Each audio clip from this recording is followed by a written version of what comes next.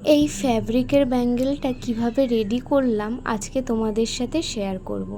তো hello everyone, আমার আরও একটা নতুন ভিডিওতে তোমাদের সবাইকে স্বাগত।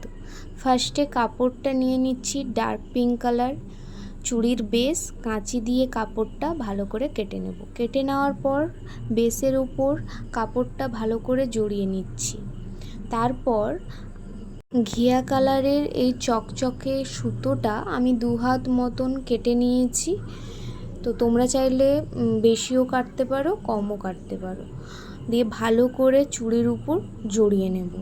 আমার এই ভিডিওটা তোমাদের কেমন লাগলো অবশ্যই জানিও। ভালো লাগলে পেজটাকে ফলো করে দিও, আর কমেন্টে জানিও। ইউটিউব থেকে হলে একটু সাবস্ক্রাইব করে দিও। ভালো করে জড়িয়ে নেওয়ার পর আমি জিনিসটা ঠিক এইভাবেই দেখাচ্ছে, এইটুকু। তো তোমরা এর থেকে কমও জড়াতে পারো, দড়িটা বেশিও জড়াতে পারো।